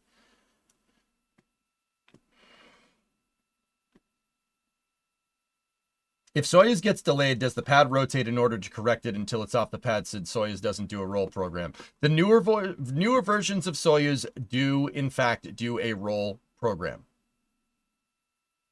They do a roll program. The Soyuz 2-1 that we launched does not rotate the pad as far as I know. If we have any Russian friends out there that want to correct us otherwise, I'm pretty sure 2-1A does not do that. Discovery, go at The FG rocket, Soyuz FG, which stopped flying a number of years ago, was the last one that used the rotated pad. If I'm recalling correctly, a lot of information up here. If I'm recalling correctly, that is the exact reason why they don't use Gagarin Start anymore, Site 1 at Baikonur, because that pad is configured for Soyuz FG. So they have to retool it for Soyuz 2-1, if I'm remembering correctly. It's been a while. I haven't watched the Soyuz launch in years, before the MS-27 launch that we launched a little bit earlier. We watched a little bit earlier. T-Money, 49 months of nuclear drifting. What's up, dude? 52-month resub. How's your puppy? Not a puppy anymore. Titan's doing just fine, man. Nuclear, check this out. Uh-oh. He just got the coronet in the garage, man. All this advanced rocketry talk makes you want to watch October Sky. Wolfstride, it's technically not a space movie, but October Sky is my favorite space movie. I love Homer Hickam is a personal hero of mine. Nuclear coronets in the shop because Freb is finished. I drive it. I drive that truck. It's sitting in my driveway right now. I drive it around. Isn't that neat? Happy learned how to putt. Uh-oh, Delta IV Heavy. Oh, yeah, crew flight test, baby. Starliner at Atlas V, carrying 2 American heroes.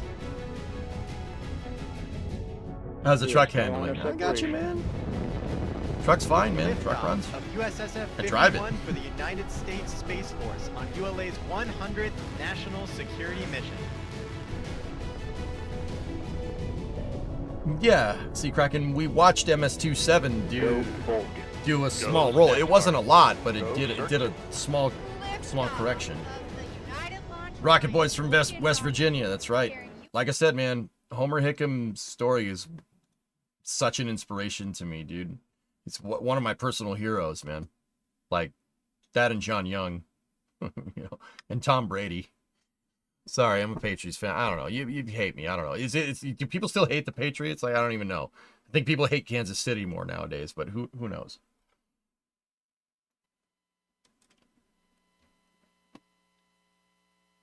Why does the fairing do that? Because fairings are not very structurally sound, RB, when they separate. It springs around.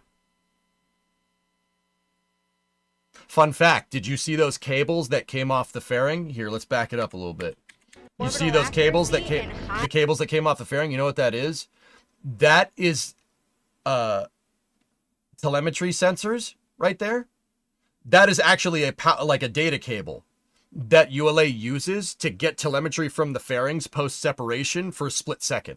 Yeah, that's what that cable does. Crazy, right? It's like TV-guided missile fairing thing. I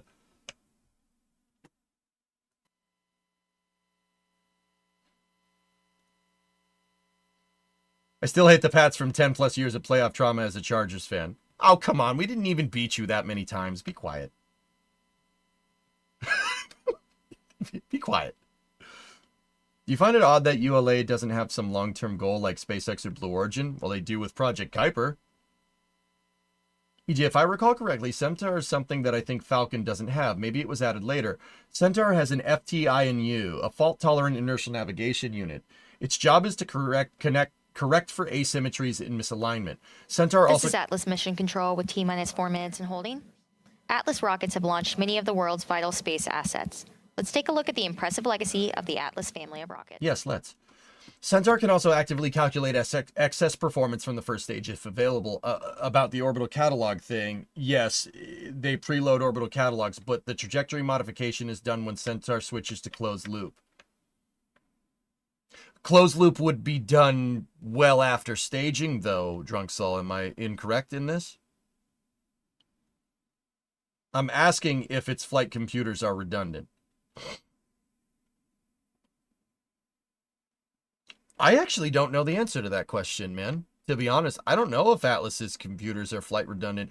I know that ULA standardized their avionics package between Delta, Atlas, and Vulcan a little while back, and that was a huge thing that I mentioned as a huge thing on stream, but no one gave a frick about. I mentioned it. I'm like, dude, they standardized avionics between like 3 different rocket architectures. That's freaking cool, right? And everybody's like, yeah, but it's not a Falcon. And I'm like, huh.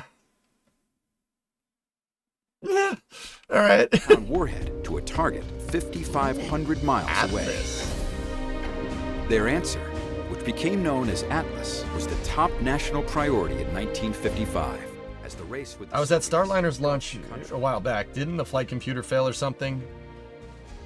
Which Starliner mission were you at, Drunk Soul? Which one were you at? Because they all had failures. Cape Canaveral, Florida. Partial failures. The flight ended 38 seconds later, but Bossart's team had taken the first step and Yeet. proven the structural integrity of their innovative pressure-stabilized steel tank. Complete success for the Air Force and Bossart's team would come just 5 months later, on December 17, 1957. Yo, honey, keep going, baby. Keep going, baby! That's sick. Though the Soviets had beaten Sputnik. the U.S. to space with the launch of Sputnik in October 1957, President Eisenhower would counter a year later when Atlas 10B delivered his holiday message of peace from Bear, orbit baby. 180 miles above Earth. Known as Project SCORE, the orbiting Atlas booster became the world's first communication satellite. This is the President of the United States speaking. Through the marvels of scientific advance, my voice is coming to you from a satellite circling in outer space. Attention all personnel, report to the blockhouse. Stage and a half, man. On September 9th, 1959, Atlas 12D became America's first operational ICBM, following launch from California's Vandenberg Air Force Base. In all, 350 Atlas ICBMs were built and stood on operational alert through 1965. And then we figured out that having the surplus boost fully cryogenic Atlas ICBM is not a good idea because you have to keep topping it with LOX. refurbished booster was launched in 1995. By the early 1960s, the Atlas booster had made the transition from missile to space launch vehicle, and 1962 proved to be a pivotal year. Riding atop an Atlas booster in Project Mercury's Friendship 7 capsule, John Glenn became the first American to orbit the Earth John Glenn. February 20th, 1962.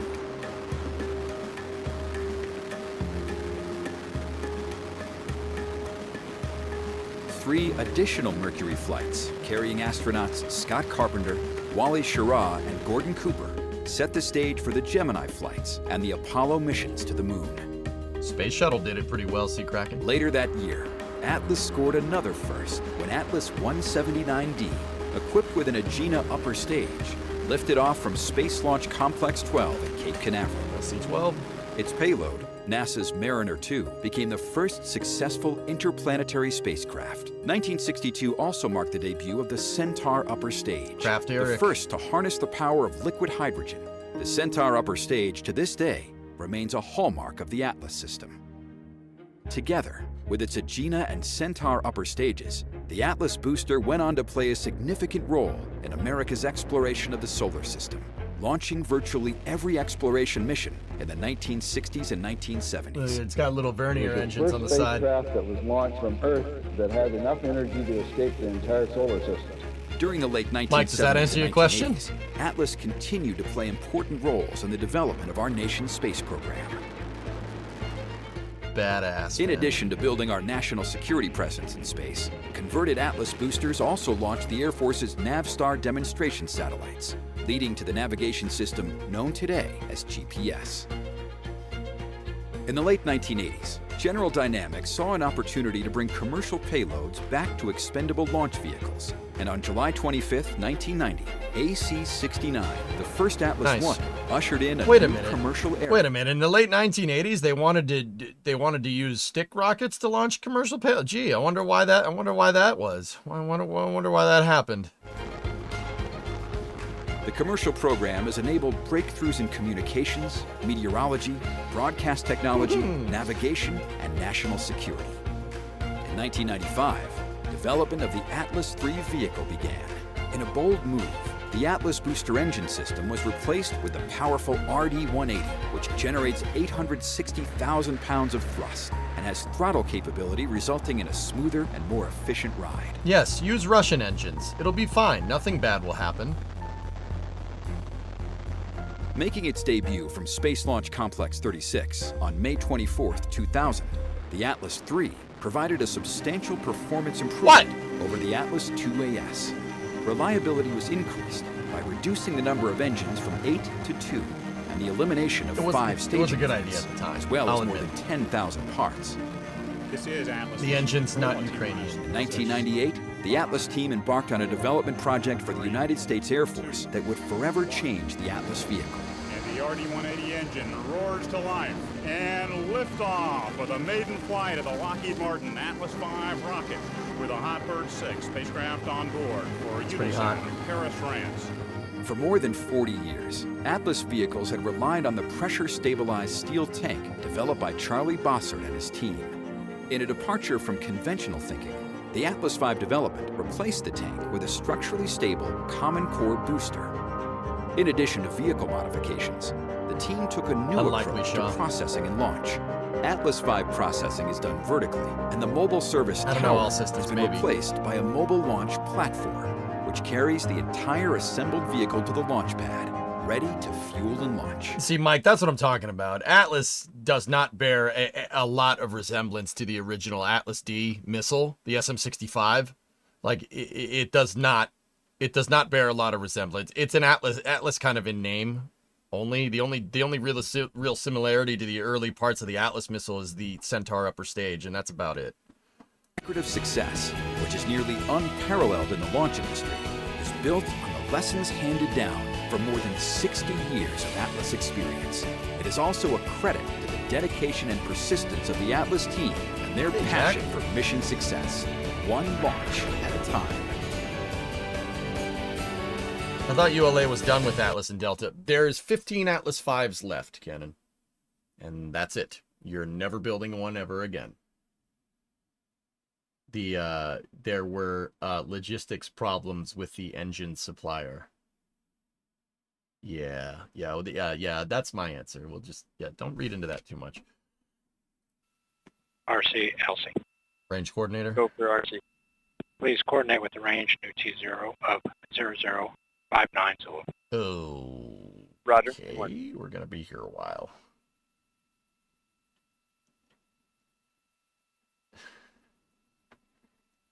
Right.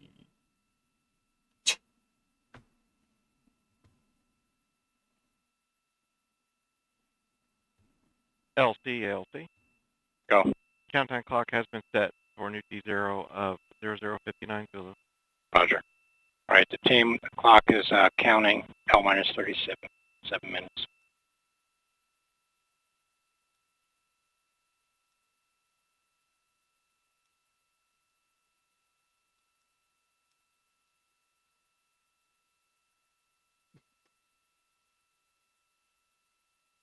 That's window closed, right? LC Yeah. has guess.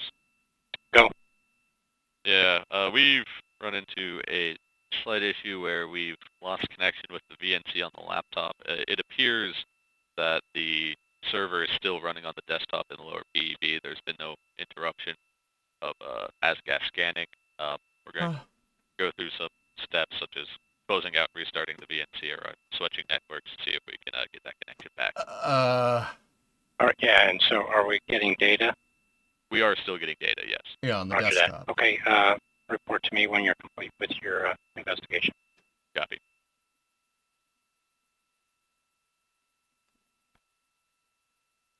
The guy reported that a laptop that was monitoring gas levels for the second stage was not working correctly, but they had a desktop that was connected into Atlas 5 controls that was still receiving gas information.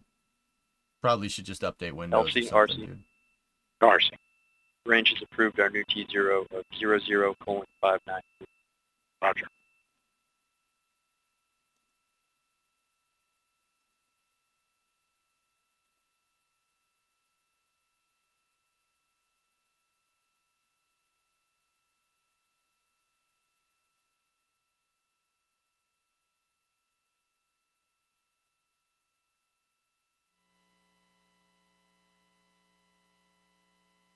Do you want to hear a funny story? My roommate in college was Canadian. We were thinking about our thesis. Then he pulled out a bottle with yellow stuff in it.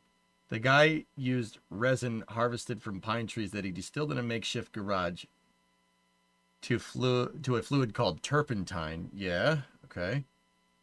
It's a rocket fuel that when mixed with nitric acid is pretty nasty explosion, and flew as a rocket fuel in the 60s. I know what turpentine is, yes. It also is really good at getting paint off things.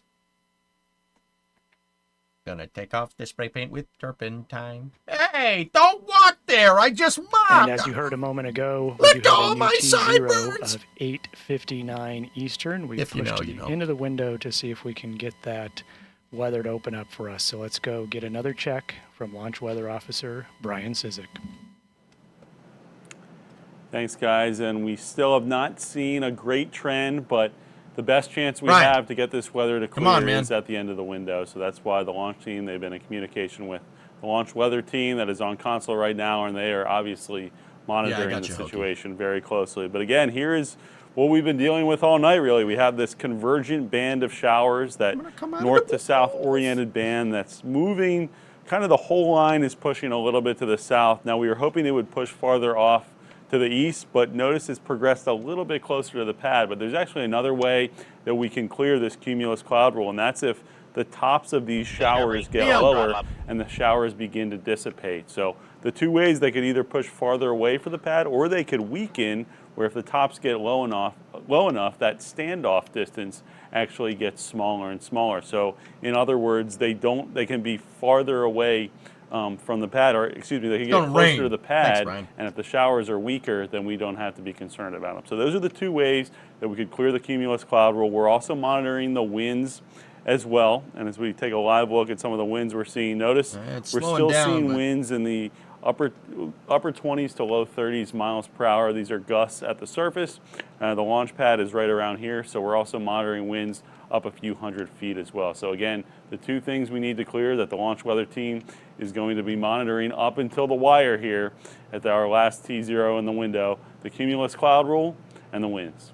Guys, back to you.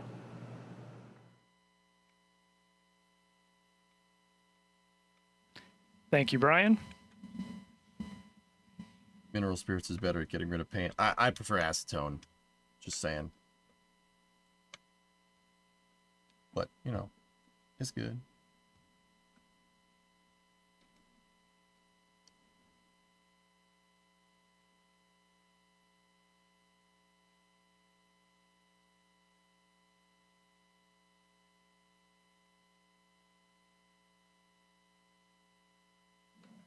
This is Atlas Mission Control with T-minus 4 minutes and holding. Following liftoff, Bill, I viewers see it. I'll watching read the later. launch from Florida and points north and east might be able to see the Atlas V in flight. Let's get a closer look at the visibility map. Check it out at ULA Launch on social media. I got you, Tech. Always, dude. Frickin' Johnny Lester. What's up, man? Thank you for the bits.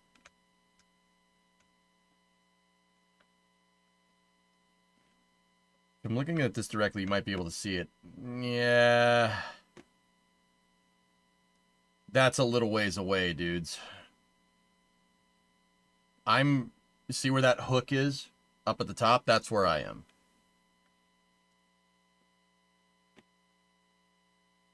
Are Falcon and Atlas weather constraints the same, or it depends on the rocket? It depends. This is on the Atlas rocket. Mission Control. We continue to be at T-minus 4 minutes and holding.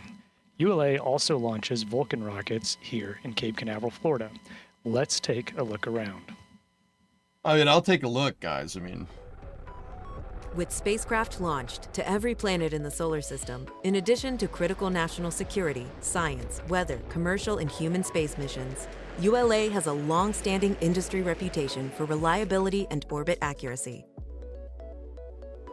At our launch site in Cape Canaveral, Florida, the story begins with ULA's Atlas and Vulcan rockets arriving on the RS rocket ship. Rocket I'm ship thinking is a so, specially Hellfish. designed cargo ship used to transport rockets from ULA's more than 2 million square foot production campus in Decatur, Alabama. Once rocket ship arrives at You're a Port little Canaveral, North the Fox? team What are you, in offloads Mims or and something? transports the rocket to the pad. Launch site Titusville? processing begins with Launch Vehicle on Stand, or LVOS. The 107-foot Atlas V boosters and 109-foot Vulcan boosters are transported and hoisted into a vertical position using a crane. Atlas is lifted onto the mobile launch platform, while Vulcan is lifted onto the Vulcan launch platform. With the boosters in place on the launch platforms, solid rocket boosters are added next, followed by stacking of the interstage adapter and Centaur second stage. Meanwhile, the ULA team works simultaneously to help the customer encapsulate their payload into the rocket's payload fairing. The encapsulated payload fairing is the final piece to be mated to the rocket. With the rocket stack complete, the final launch preps begin.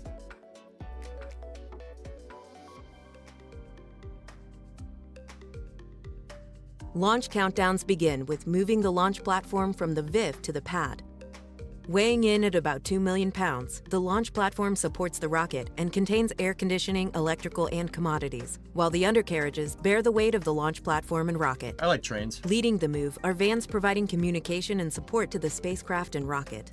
Trackmobiles at the rear power the convoy, which also includes an environmental control system providing air conditioning to the payload and rocket, as well as a backup generator. You know, trackmobiles are cool, but it's honestly was way cooler when they were using EMD switchers to move Titan rockets to the pad. Like, trackmobiles are cool though, but Final status check before It ain't no launch of EMD all switcher, you Atlas know what and I mean? Vulcan vehicle systems, ground systems, the spacecraft, and the U.S. Space Force Eastern Range. Umbilicals.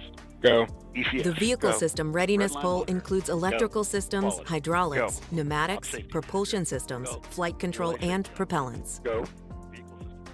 If the rocket is ready for flight and the weather is within the launch commit criteria, polling is completed and the team gives the go for launch. Status check. Go Vulcan. Go Centaur. Go Atlas. Go Centaur.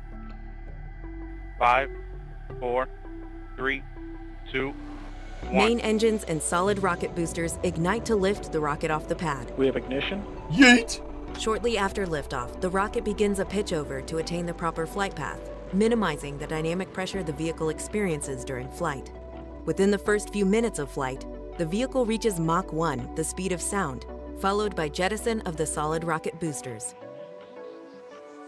Minutes later, propellant levels deplete and the booster engine shuts down, followed by release of the booster stage. At various times in flight, depending on the mission, the vehicle jettisons its payload fairing. From there, the Centaur's second stage carries the spacecraft towards its destination with planned engine starts and stops. Nice camera. Finally, Centaur releases the spacecraft in its target orbit to continue its journey. Why boat tails on rockets?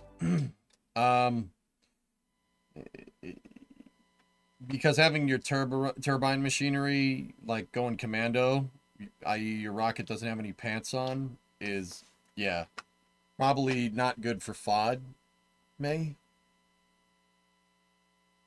Yeah, the boat tail is on the back of the CCB down there. It's covering up the RD-180's turbine machinery and plumbing.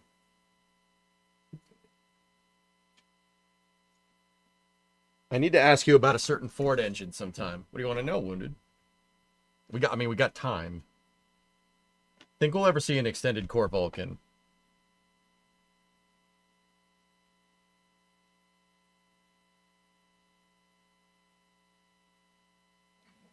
This is Atlas Mission Control, still holding at T-minus in 4 minutes.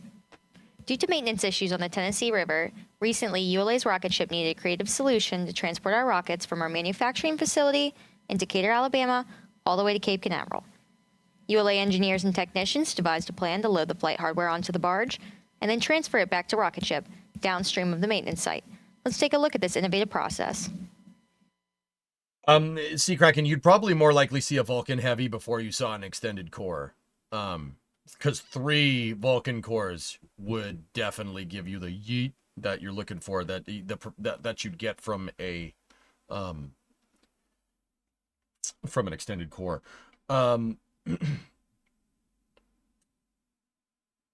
So this is Tech Space. gifted I'm in 5 space. subs. Thanks, man. So Wounded, opinion on an 01 Triton. Is it a 5.4?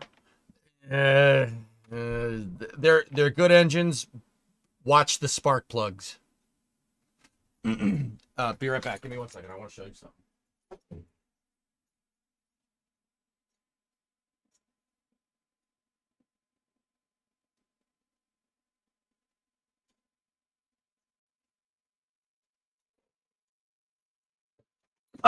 Watch out for the spark plugs with those engines, dude. The 5 point, and I'm saying this as a Ford guy. 5.4s have this weird problem in their heads where the spark plug goes in. So if you guys don't know, this is a spark plug. This is what makes the explosion happen inside of a combustion chamber in a car.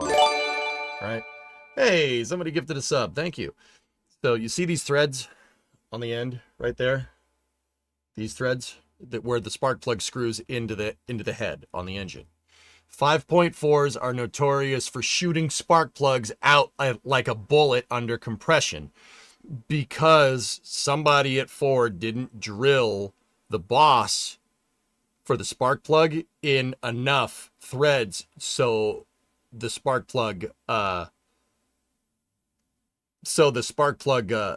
they didn't drill the boss in enough so the spark plug can't screw all the way in. And they just installed them that way, like hanging on by like 2 or 3 threads. So high mileage 5.4 Triton engines are known for shooting spark plugs out the side at like rifle cartridge speeds. I've never seen it personally. I've seen videos about this on the internet where a 5.4 shot a spark plug out so fast it punched a hole through the inner fender and went out the outer fender, and it looked like someone shot the car.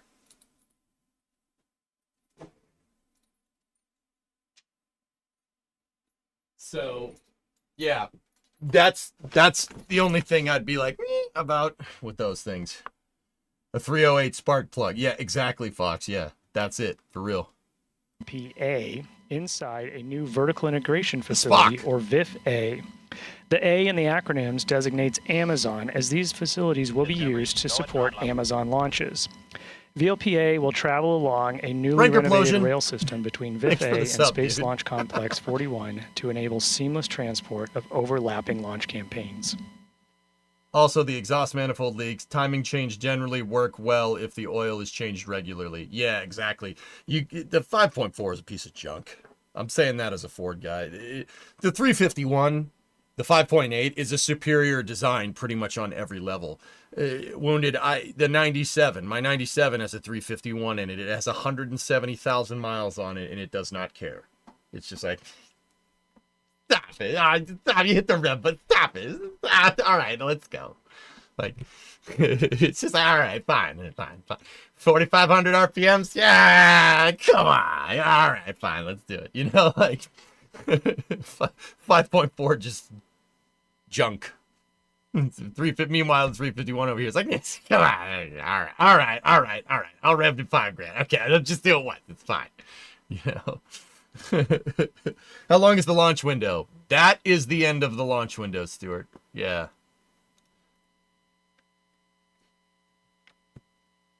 5.8 is a beast, Rarest. Yep. Uh-oh, yes. Uh-oh, indeed. The weather is not cooperating, dude. It's too windy. You can see the winds blowing the condensation off there. We just received a weather briefing from Brian.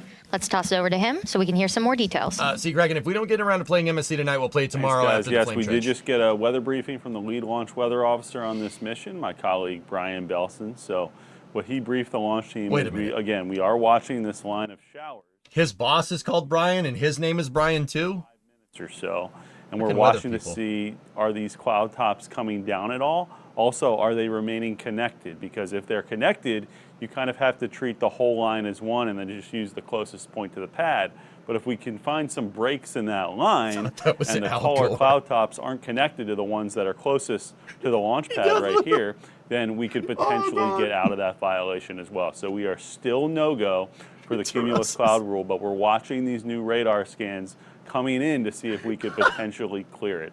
So he gave an 80% probability of violation, so that's a 20% chance of go by the end of the window and our last T0. But again, there still is a little bit of hope, and that's what we're watching. We need these cloud tops to come down, or we need to see a little break in the connection here where we could potentially get out of the violation that way. So that's what the launch weather team is tracking. This is a minute-by-minute thing that we're monitoring. We're waiting for the new radar scans to come in, and that's what the team is watching, in addition to the winds as well.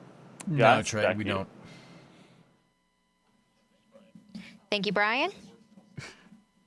We've been talking to you for a lot of the times tonight, so we always appreciate the weather updates and keeping all of our team here at the LCC and watching all informed. So we're still sitting here at T-minus 4 minutes and counting. To celebrate our new Vulcan rocket, we recently updated the lobby at ULA headquarters in Centennial, Colorado. Let's take a look. Getting really deep into the B-roll here.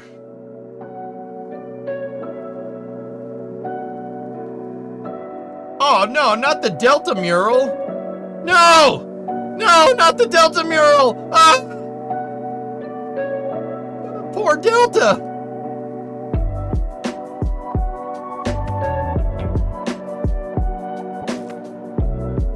Lo-fi beats to relax and hang murals to.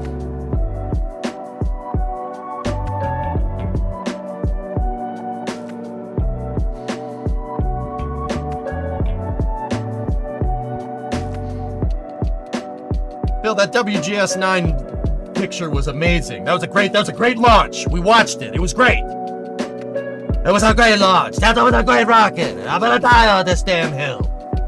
Anyway.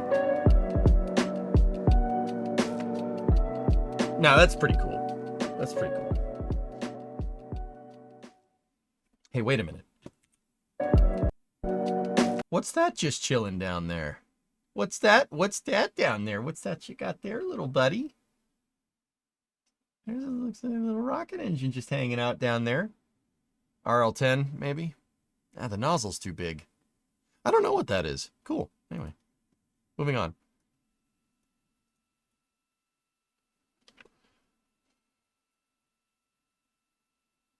Oh, nice, Phil. There you go. What is the end of the launch window? 8:59. Yeah, John Krause took that. That's right, Joe. John Krause did take that WGS9 picture. Man. Don't you have to admit the increased capabilities of Vulcan? It's just at a whole new class. No, that's ridiculous. The Delta rocket is the best rocket ever. The Delta rocket's the best one. Damn it, Steve. Where's Christopher? Sorry. What the heck do you know, Paul? You don't know nothing about rockets. Thank you, Steve, for making me feel a little less weird. Appreciate it. LC, this is LD on 1. Oh, launch director. I am directing a launch scrub for today's operations. Please proceed with preparations for an extended turnaround.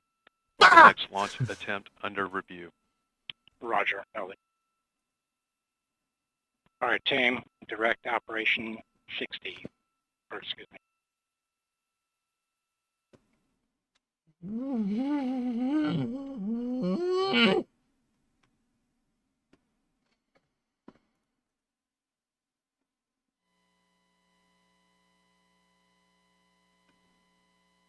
Not a lot, Sea Kraken. It's just fuel costs. All right. Nice, Phil. There you go. Yeah, it was a fun 2 hours. It was a good time. So it looks like they've scrubbed. I'm wondering if they're gonna... I still have the loop open. I'm wondering if they're gonna say a reason.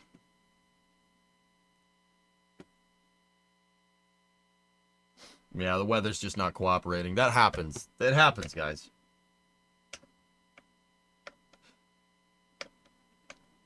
The real launch was the friends we made along the way.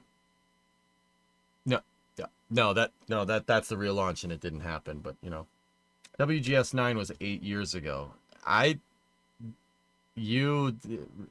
T-shirt. Okay. So we just lost 2 hours on not building the jetliner. Hey, man. We are disciplined. We will stay up late and finish a project because discipline discipline allows you to stay up late and finish a project. Motivation doesn't do that. Discipline will. We're fine. We're good. They recover most of the fuel? No.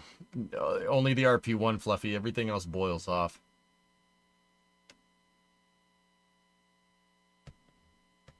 With the scrubber, you're going to finish jetliner. Yes. This is Atlas Mission Control. It is confirmed that we will not continue with the Amazon Project Kuiper 1 launch activities today. We will work with our partners at the U.S. Space Force Space Launch Delta 45 for the timing of our next launch opportunity. For up-to-date information, please visit us at ulalaunch.com. I'm Caleb Weiss, and for Britt Porcelli, thanks for joining us today. Britt Porcelli. Hey, Britt Porcelli. She's a great launch commentator. Okay. Back to Kerbal. Back to Kerbal. Back to Kerbal. Back to Kerbal. No VOD jogs here. Back to Kerbal. Let's go. We got stuff